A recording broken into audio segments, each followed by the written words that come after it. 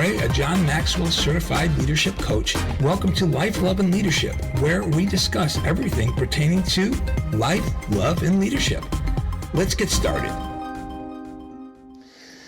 Hello and welcome to Life, Love, and Leadership. I'm Tom Ray, and joining with me today is my friend and co-host, Ken Shelton. Hi, Ken. Hey, Tom, and hello to all of our viewers and listeners. We're so glad you're with us today. It is a gorgeous day. I know it's hard to say that in February, but we've had some spectacular weather here in Michigan. It's caught us by surprise. And, sometimes surprises can be really, really good. And we all know that there can be some not so good surprises, but let's focus on the good ones. We always start our podcast with an attitude of gratitude. And so it centers around a word. As you know, if you've been following our podcast, you're aware of that. And so my attitude of gratitude word today is spontaneity. I am grateful for the spontaneous because I believe that spontaneity definitely has a time and a place. You'll get that in a minute. Okay, so spontaneity, when things happen, when you're sitting in your living room, about ready to flip a TV on and watch a football game and the phone rings, and you have to decide whether you're going to answer it or not because you really want to watch this football game, and you go ahead and answer it because your sense of responsibility overrides your sense of entertainment, and you pick up the phone, and it's your cousin that you haven't seen in 7 years, and he happened to fly into Michigan on business, and he wants to take you to lunch. Man, I love that spontaneity. Or when, as an artist, you're sitting in your living room, riding in your car, working on a project, which are all right-brained activities, and all of a sudden you think, man, I'm tired, but I got to keep on working. And then a tune comes to mind. I haven't rehearsed this, by the way, folks. Man, I'm tired, but I gotta keep on working. Ooh, yeah. And then you flip on Motown and you hear some of that. And before you know it, you got a song. Spontaneity is a wonderful thing. How about you, Tom? What's your word? Well, my word is kind of similar, but it is creativity. Oh, yeah. Yeah, creativity. I love inspiration.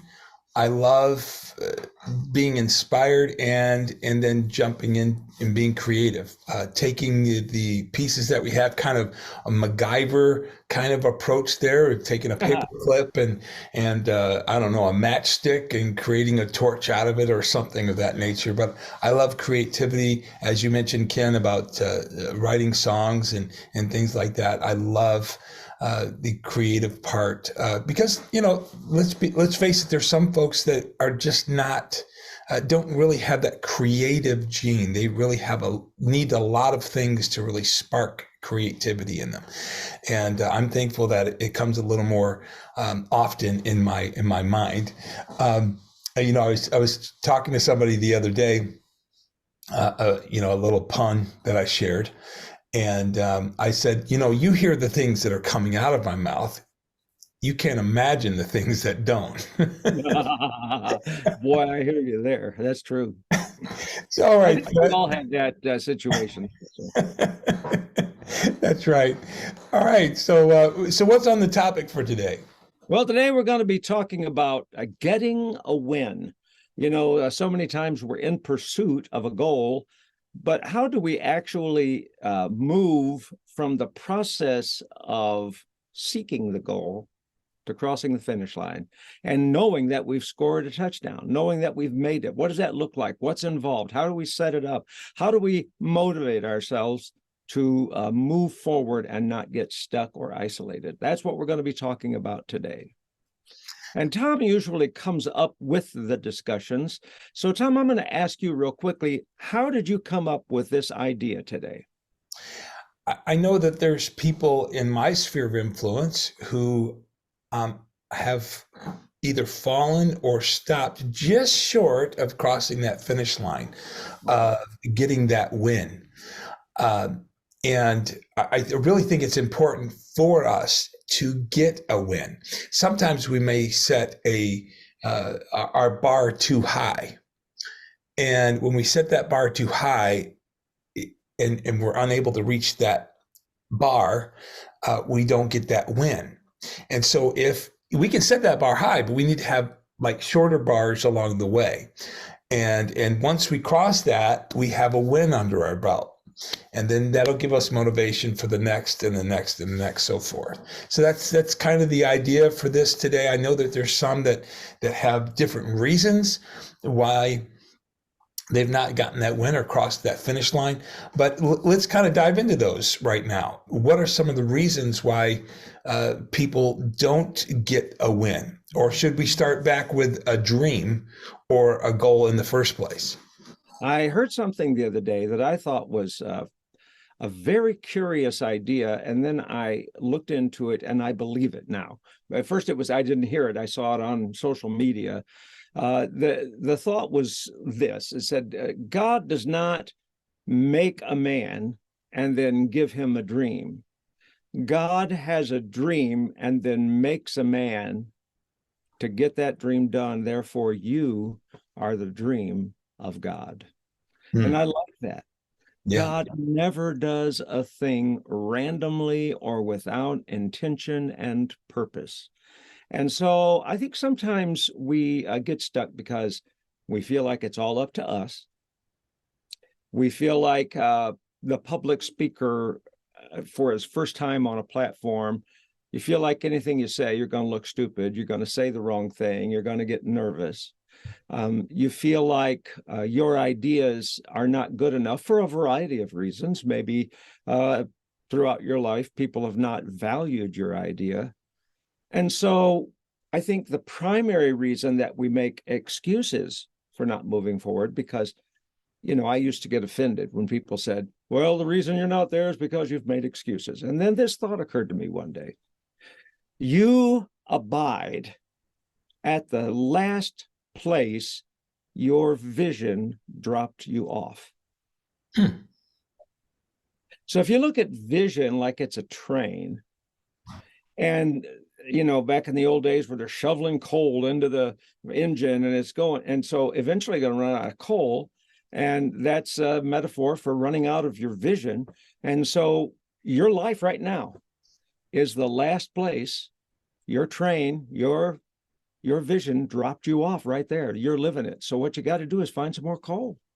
You got to find it, load it up, and fire up that engine again, and not make it. How come you stopped right here, Ken? Well, I liked this town. We make up all sorts of stories. I always wanted to visit here. I like living at this place, and I've made some friends. No, really, you got stuck and just didn't go find some more coal. James Taylor made this amazing. James Taylor, the writer, songwriter, singer, prolific artist. Someone asked him on an interview called Squib Knocket. They asked him, said, James, how would you define creativity? And he's a very thoughtful, rather philosophical fellow. And he said, well, I believe that creativity is when we find ourselves in this impossible life situation. And the way we work ourselves out of that situation looks like creativity. We find a way out. And that's a trail that we leave for others. And so, moving forward, getting out of that stuck place is really all about potential and identity. And so there are a lot of concepts there, but I think if we're going to summarize, I think there are excuses. I think that there are commitments that we made. We spread ourselves too thin. We're committed over here, over here, over here, over here, over here. We haven't decided, oh, this is what I need to be doing. And so, we allow those things to distract us. You hear what I said? We allow those things to distract us. The attention toward our goal is our responsibility. And, we're just human beings and we will get sidetracked.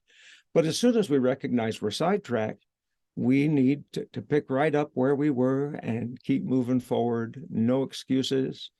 I have one more illustration, and then I'll turn it back over to you, Tom. Yeah. I recently, actually yesterday, I was singing at a church in Belleville, Michigan, a Life Point church with Pastor Ron Schubert. So I'm going to give a shout out to Ron and the pastor, the church there at Belleville. And he we were talking about public speaking, and he mentioned a gentleman by the name of Lee Rubin. In fact, you can look him up online, 𝙤𝙤𝙙 He's a public speaker, and Ron sort of gave him an opportunity to video himself in his church and encouraged him to be a public speaker. Now he's killing it, man. I mean, he's like the public speaker. He was a football player for Penn State.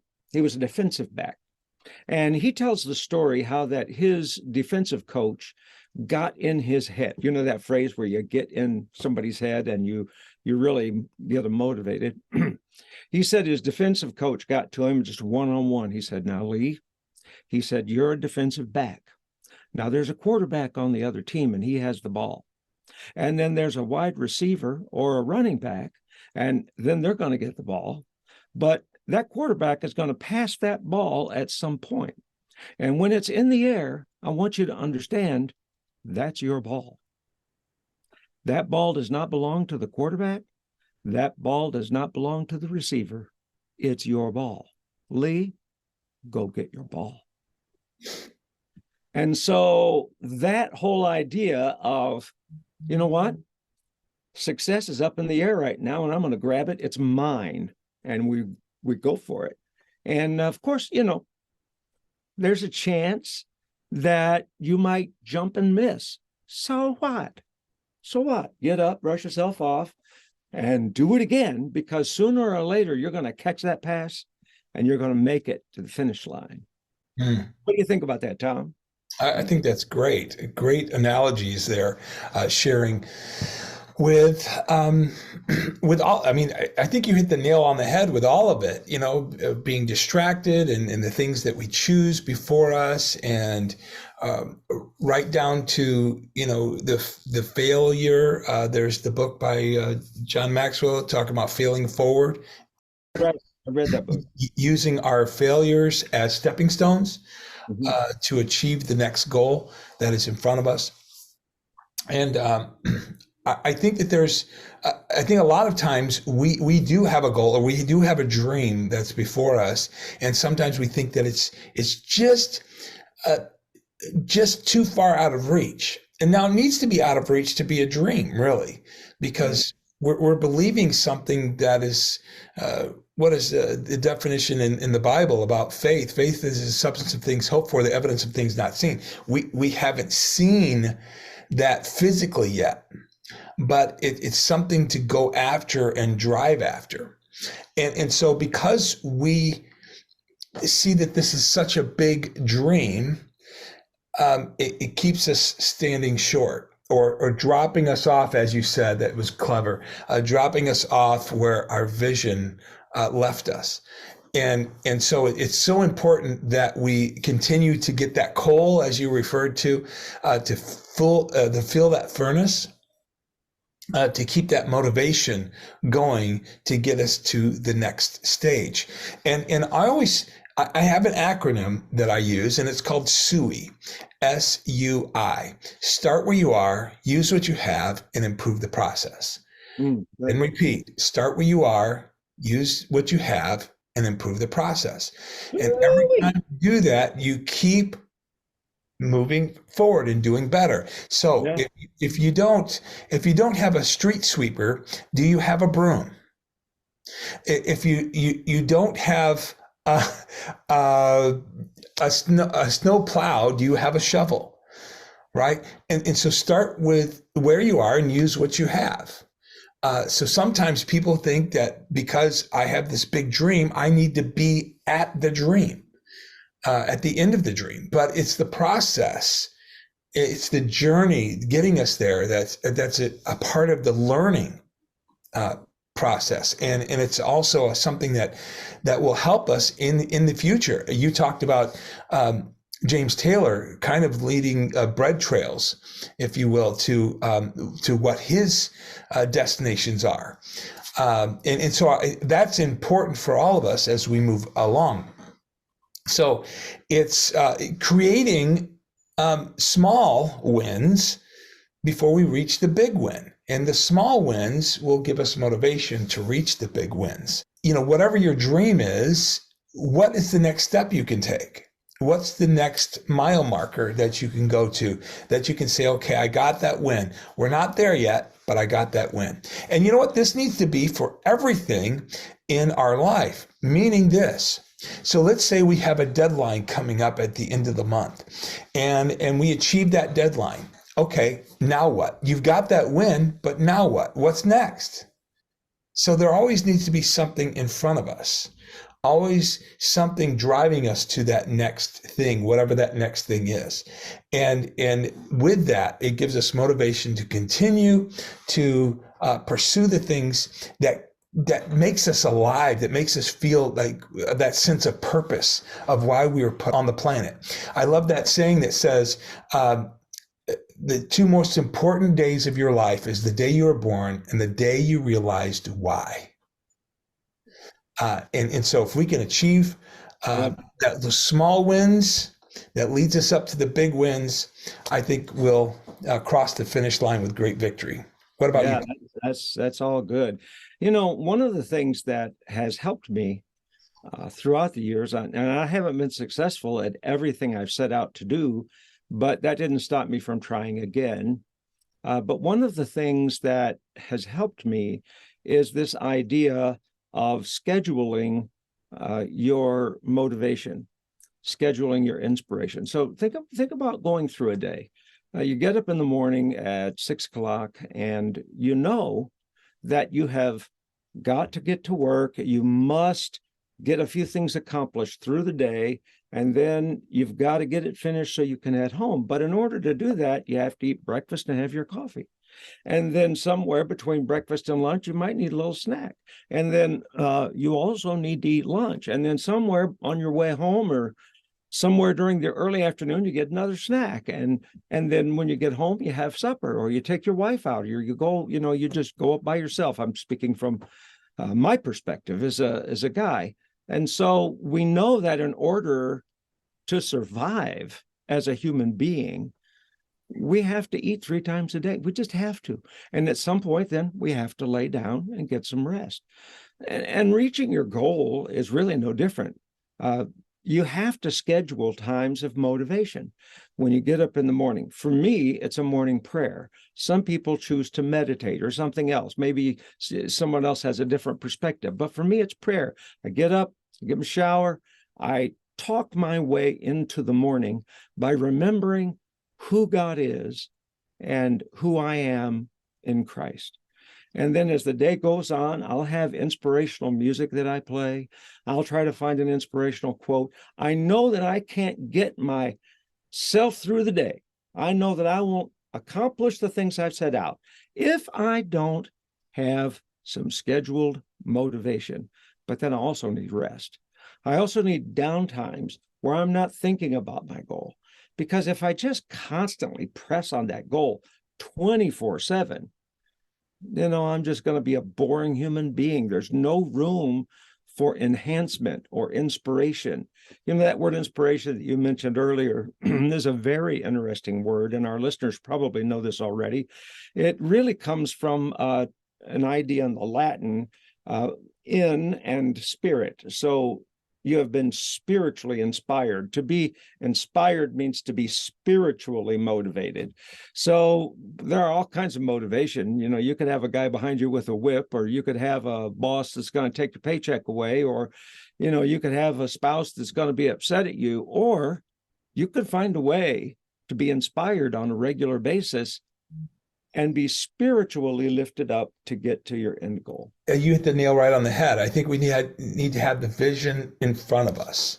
I heard this segment from Steve Harvey, the host of Family Feud, and he's also a motivational speaker. And he said there's 2 scriptures that he said, and this is for people of faith. He says, so if you're not a people of faith, then this is not for you.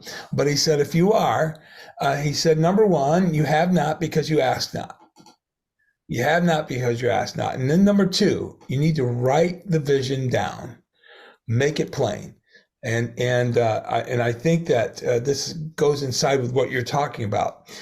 So after writing, asking for what you want, going for what it is that you want, and then writing that down, having that where you see that in front of you. And then as Ken said, it's creating that list of do's for the day. I'm going to schedule this time. I'm going to spend meditating on this particular thing or working on this particular thing. And then, as Ken said, there's going to be times where you're going to take a step back and take a breather and go play a game or go read a book or go out on a date with your sweetheart. Do those things to help give your mind some time to soak in what you've been absorbing, and then going into hitting it again and continuing to work on that dream or that goal. And I hope we've not gotten too far off base here, but again, it's important that we get those wins. So I've been talking to a person about weight loss, and so their goal was to hit a certain number by a certain date. And by that certain date, they were just 1 pound short of their goal. But I considered that a win because we're close, and close is good. Now, that close motivates us to the next. So that was just a point along the way. Now, Ken, as you talked about earlier, sometimes we get stuck or we get dropped off where our vision leaves us. And there's a funny little story, and maybe I've shared it on this podcast before, but a family in Michigan sets off to Florida. And on the way, their car breaks down in Kentucky. And so while they're in Kentucky, they just, as you said, Ken, referred to, well, this just seems like a great place. I think we'll just put our tent stakes down here and we'll just live here. And that's ridiculous because your home is back in Michigan and your destination is in Florida. So you're not where you're supposed to be. Now you can visit where you are, but you can't stay where you are because that's not where you're supposed to be. And so I hope that helps folks on that note. Anything else on that, Ken? Yeah, I would say dating yourself. I have tried to find the right way to say it. I read a book years ago by a gal named Julia Cameron. It was called The Artist's Way, and she's a creative motivator.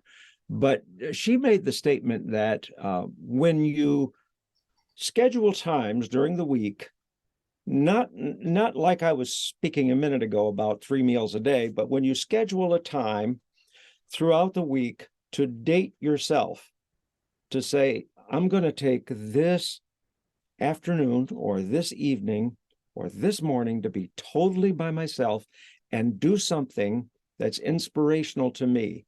Primarily, go to an art museum, take a walk through nature, read a book, do something that feeds your soul. Because in reality, we're just a sponge. And we soak up ideas and concepts through things that we see and hear and encounters we have with other people. And sometimes that sponge gets full, and what we do is we wait. Our tendency is to wait until the sponge is full, and then it seeps out. And we call that a win.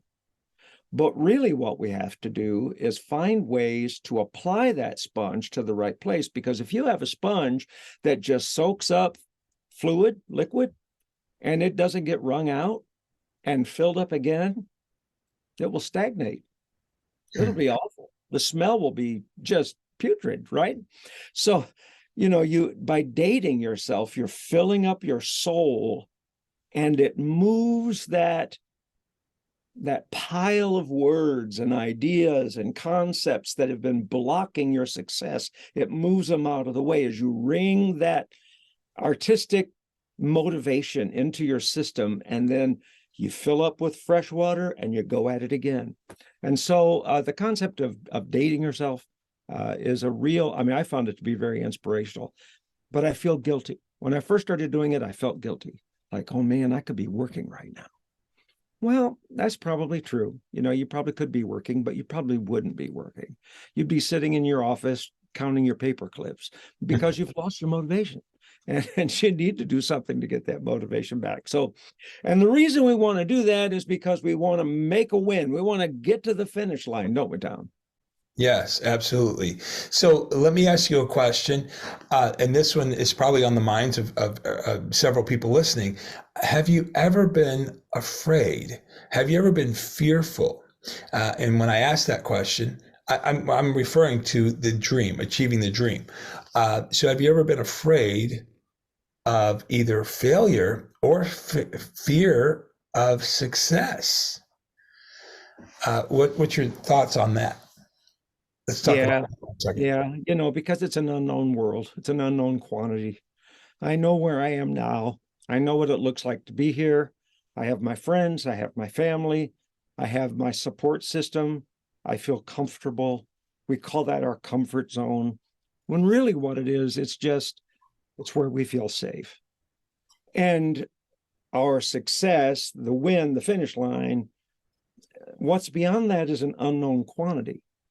But we're pretty certain that what's going to happen is that when we get that win, we're going to want another win. And then we're going to want another win. And so we have to find a way to motivate ourselves, but not wear ourselves out. Mm-hmm. And so we don't want to be too successful, we think to ourselves, because then, you know, we don't know what that will look like. So it's very important while we're setting our goal that we draw a dream map, that we make a picture of what the success will look like. And we identify it, we make it very detailed. I'm not talking about writing it out. I'm talking about a visual, a circle, a triangle, a linear, an arc, it's some way that you can chart your progress and say, I'm going here, I'm going here. I have a friend who's tremendously creative. He's a writer, he's a cartoonist, he's an illustrator, he's a songwriter, he's a producer, and he has so many creative projects going on. And he has a huge chart on his wall, and they're color coded. And at the top of the line, this is project number 1, he names it. This is my book. This is project number 2. This is the album I'm working on. Project number 3. And he charts his progress and color codes it. So the first thing he does when he walks into his room is he sees the progress he's making on each one. That would drive me crazy because I am colorblind. So I wouldn't do it that way. But at the same time, I have to have some way of measuring how I'm coming along. And you can feel like you're making progress and really just be going in a circle. So if you don't chart or make a dream map, and I'm talking about getting a piece of paper or a poster board and get with the people that inspire you and tell them, this is my dream. And then you sort of draw a circle at the end of it. This is what that dream will look like. It'll look like this. I'll feel this way. I'll have this house. I'll accomplish those things. Here's where I am now. It's a very simple concept. How do I get here, to get here, to get here, to get here? Most people want to go from A to Z and miss all the middle points. Can't do that. Yeah, because it's the journey. It's the journey that creates the learning. Well, it does, but also on that journey, we have to know those markers. We have to celebrate those. We have to be rewarded for those. And then that reward needs to be over.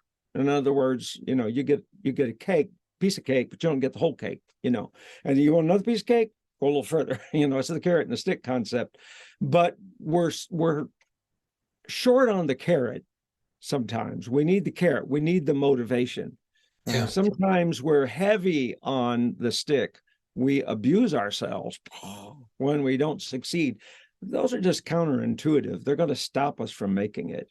And so, but we do need to know where we are, where we're going, what it looks like, what step A will be, B, C, D, all our way to the end, and how we're going to reward ourselves. One last thing, my middle daughter, Allison, and her husband, Jeff, have 4 kids. They're a very busy family. Their kids are involved in all sorts of activities.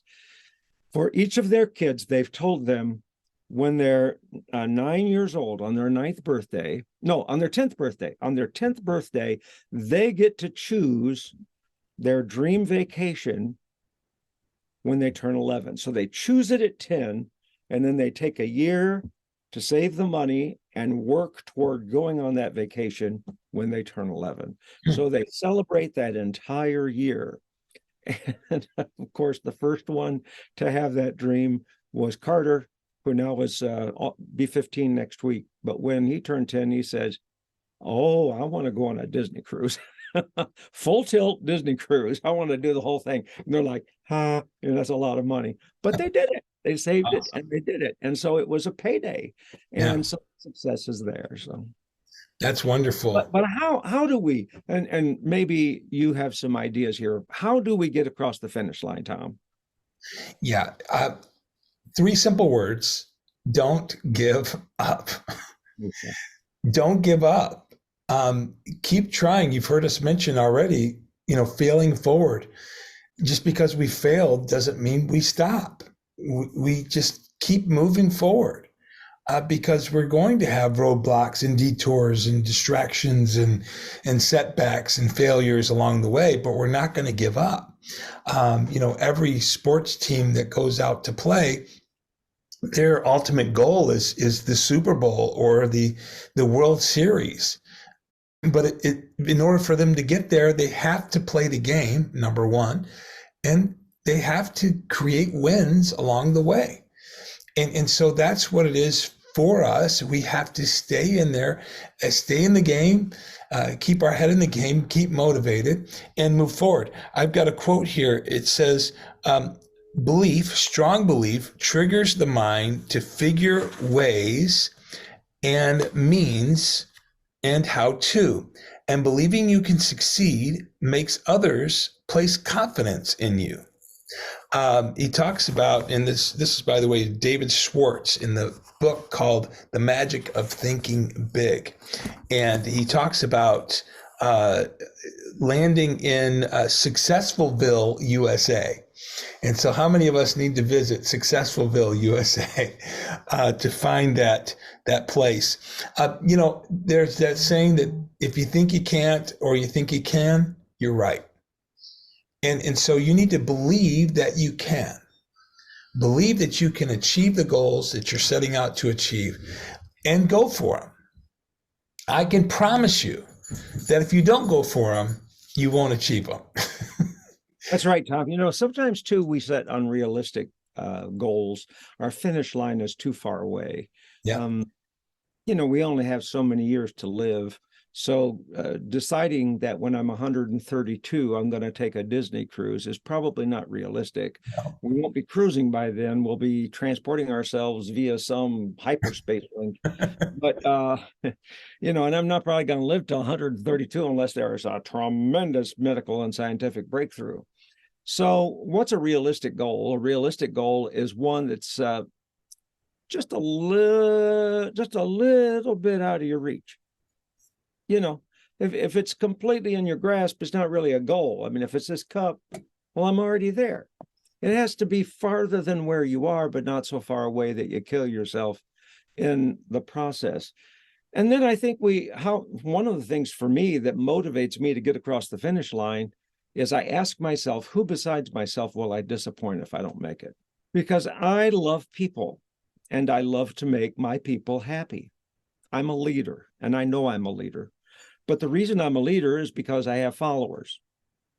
Those people want to see me succeed. And the reason they want to see me succeed is because they want to believe that they can succeed.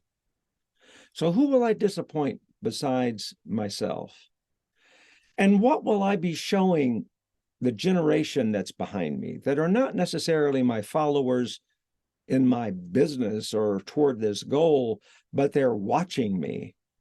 Will I be teaching them that we don't have to reach our goal because we can learn to make excuses that sound real? Really, that's just being a liar.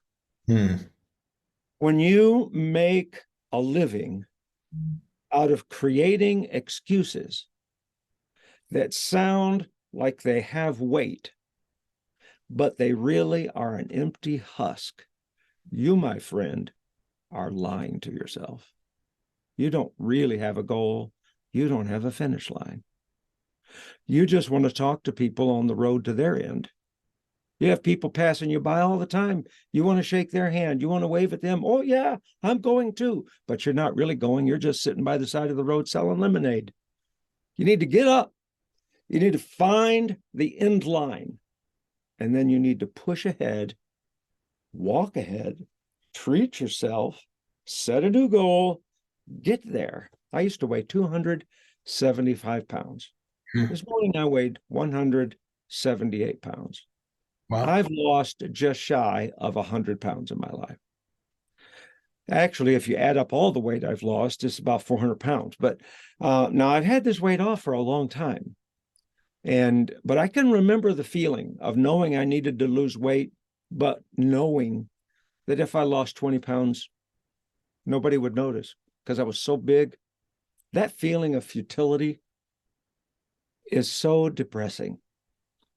That idea that everybody accepts me as a fat guy. And so why don't I just remain a fat guy? Because fat guys are funny or grumpy. I choose to be a funny fat guy. So I'm just going to tell a lot of jokes and be a fat, funny guy. When in reality, I didn't feel well. I had heartburn constantly. It was so bad I couldn't lay down. If I went to sleep, I had to sleep sitting up. Finally, I went to the doctor, and it was a doctor from Turkey, I believe. His name was S.A.M. Sahid something something, last name Kazaruni. He just took his first three names and made them Sam, but they were three different words. His last name was Kazaruni. I said, how come I keep having this heartburn? He ran a bunch of tests. He goes, I know now. I know how come you keep having heartburn. I said, why is that?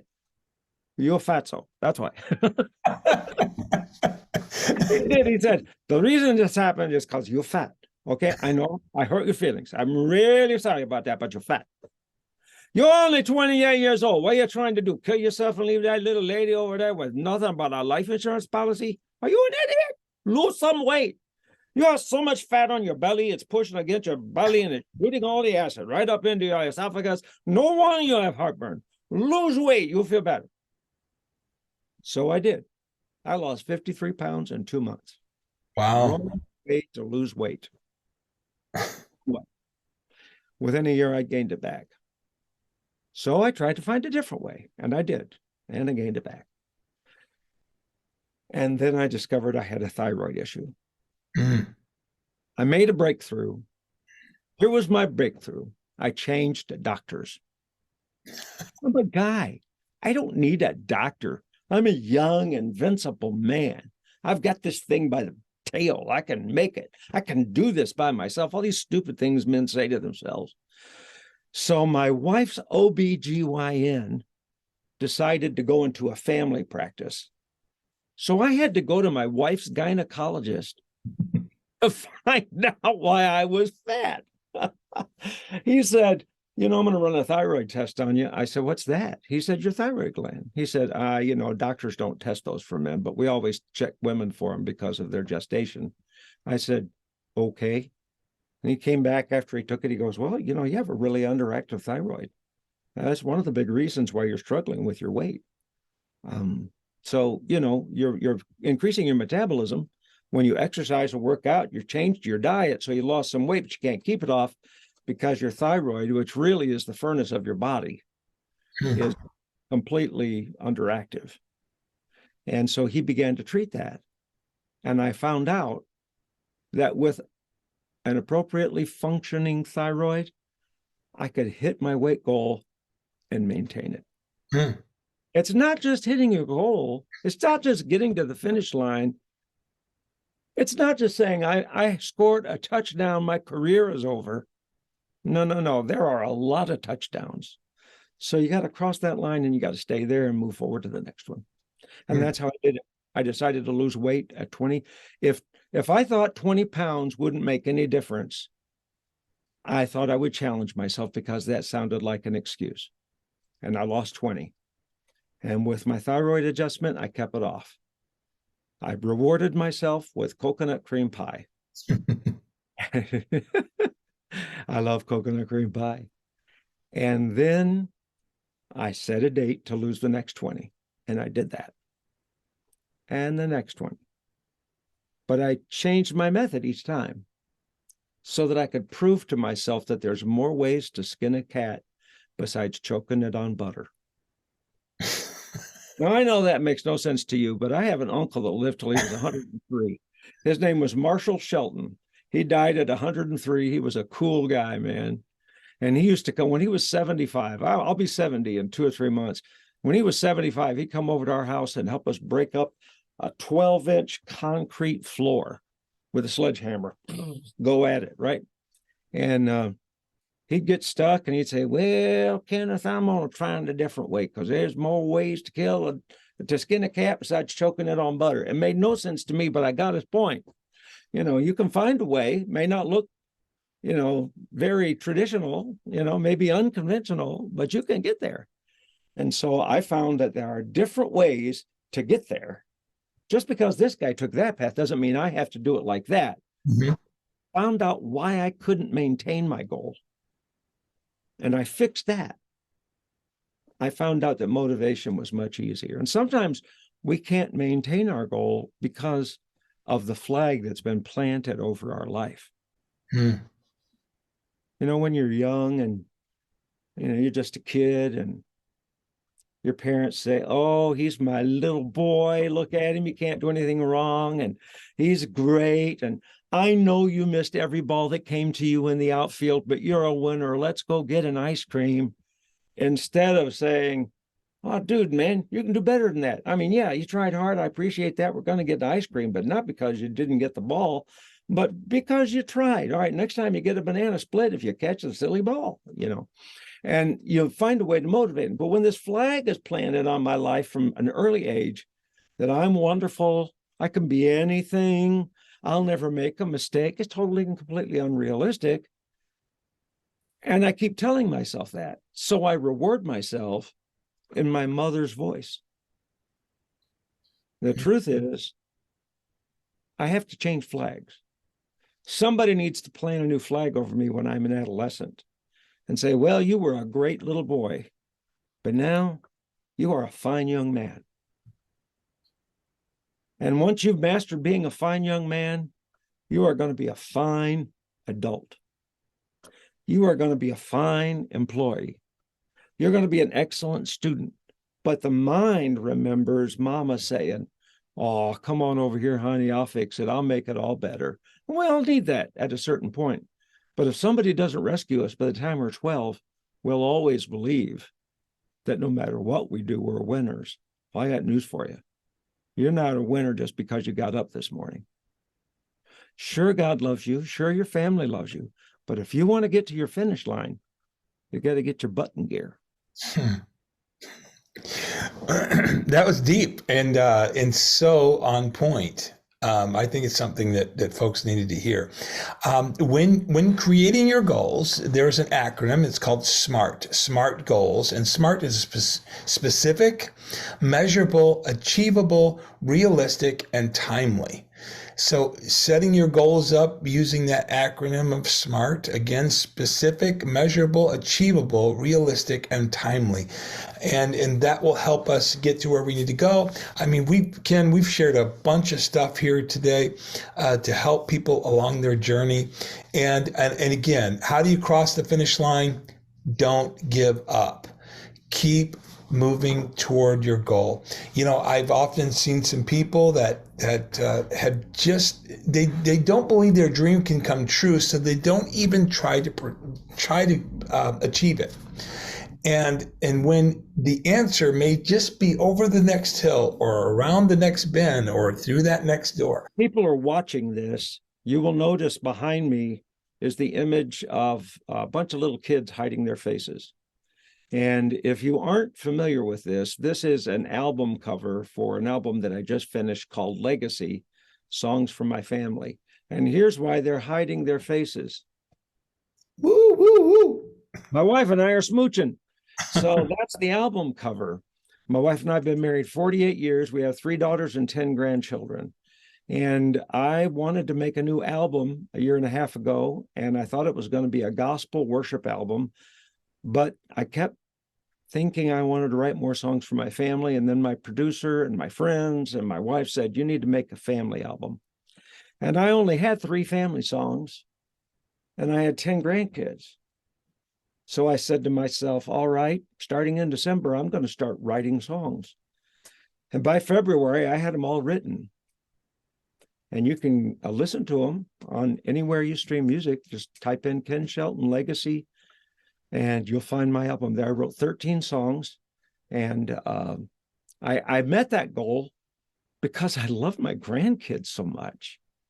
I wanted to sing to them. I'd set their picture up, or I'd get an image of them in my mind, and I imagined myself singing to them.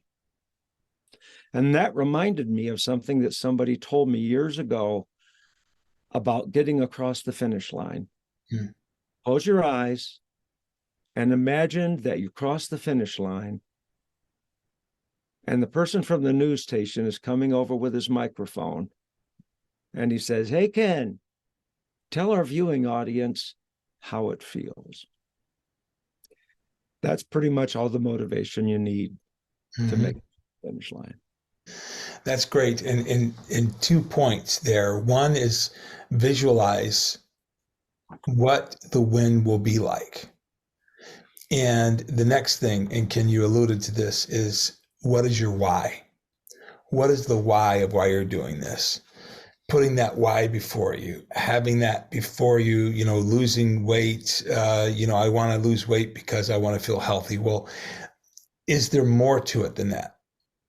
Because we need to have that why really driving us.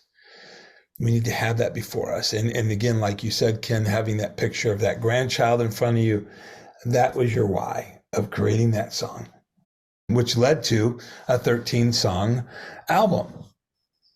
And which wasn't necessarily the idea at the very, very beginning, but it became that along the way. And that's what ends up happening a lot of times. We have this dream set before us, and as we begin to pursue that dream, other doors open up and other possibilities, and perhaps new dreams get established. So one gets us connected to the other, and that other gets connected to the other, and so forth.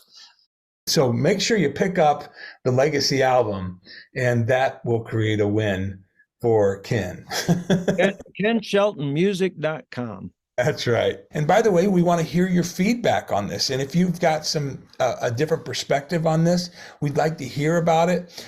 And or if you've had a win, we want to celebrate with you. Please email me at tom@realleadershipcompany.com, tom@realleadershipcompany.com. And I just want to tell you right now at this moment, we're doing a leadership think tank on Monday mornings at 8 a.m. You can find the information in the description of this podcast, or you can head over to realleadershipcompany.com/events and click on that and just register to be a part of it. It's totally free, but it's a place where you can share those ideas and perhaps those dreams, and in a room, in a safe environment on Zoom, where you can get some feedback on that and perhaps help you in your journey. So that's the Leadership Think Tank, and that will help you on that journey. So Ken, real quick, let's bring people up to speed. What's going on in your world? You've had some interesting news happen just recently, so share that with us. Thanks, Tom. Yes, there's an online journal called Patheos.com, Patheos. And there's a sister publication called BeliefNet. If you're a person of faith and you've done any research on religions or faith, or had a question about a particular religion, you've probably had something pop up on a Google search from Patheos or from BeliefNet. They're owned by a company called Radiant Publishing. Patheos claims, and it's been verified, they have 147 million viewers, watchers, listeners, readers, however it comes across. And they have 450 columnists. And I've read from them quite often. Now, it is not a Christian site per se. It's a religious site, and it has authors from Buddhism, Hinduism, atheism, paganism, witchcraft, and Christianity, and evangelicalism, Catholicism. You name it, religion-wise, it's up there. And so, I was doing some research on a particular aspect of Calvinist belief. And I read some nice articles there on BeliefNet and Patheos.com, some really good authors. And then I saw a little thing in the corner. It said, would you consider writing for us? And so I answered that question, yes, I would. And then they asked me, what are your qualifications? And so I just listed what I had done, who I am, what's involved in my life, and a link to some blog postings I'd made. And they contacted me and they invited me to be a columnist. And so I will be a columnist at patheos.com/blogs/The Gathering Place. So that's the name of my blog, is going to be The Gathering Place. And we're going to be talking about the meeting place of art and faith and life and family. It's really a broad subject. I needed some elbow room to be able to do it. The site is not completely up yet. The build team at Patheos, they are building my site right now. And I imagine by this time next week, it'll be up and running. So I'm excited. I'll be posting a minimum of 2 500-word columns a week. And what I would love is if you could let me know your email address. I could put you on our email link. I'll be sharing all of these on my Facebook page. So if you're on Facebook, you can follow me at Ken Shelton /Brighton. And it's an artist's page, and you can follow me there or friend me. And I'll be glad to get you back. You can also find me on Instagram at Ken Shelton Creative. Thanks, Tom. Yeah, absolutely. It sounds exciting. And yeah, I'm sure you'll hear about it more as we progress through these podcasts. One other thing I wanted to tell you before we're wrapping up here, everyone, is that we're hosting a marriage conference called Fight for Your Marriage. It's going to happen on March the 3rd in Hazel Park. It's going to be a live event. And so for more information, again, you can go to realleadershipcompany.com/events and click on the Fight for Your Marriage picture there. And that will give you all the information that you need. There is a discount code there that you can take advantage of and get the conference for you and your spouse for the low price of $25. So take advantage of that while you can. And then we just want to thank you for being a part of the Real Leadership Company and the Life, Love, and Leadership podcast. And we encourage you to subscribe to it, to like on it, to share it with other people. We really appreciate it. And your comments would be very helpful. It helps the analytics and all of that to drive us to the top of the page, and helps us get more known out there. So even if you don't listen to it all that often, please share it with others so they get the benefit of doing that and we get a broader reach. Because after all we want to do is help people and make a difference in their lives. And we hope that we've added value to you today by this particular topic on crossing the finish line and getting a win.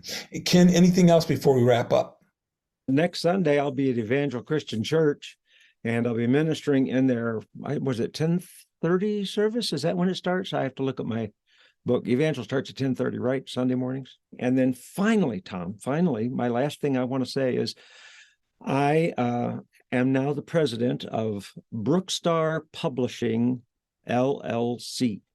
Nice. And I have started a publishing company.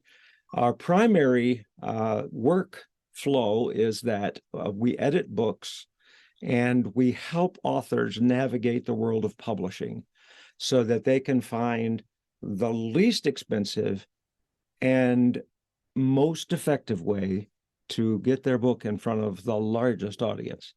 And so Brookstar is the name of our publishing company. We're brand spanking new, and we've already edited about 3 books, and we've got about 3 more in the wings. And so if you're an author or want to be an author, you can call me at 810-772-1300, or you can email me at kensheltoninfo@gmail.com, and I'll be glad to answer you and help you with your book.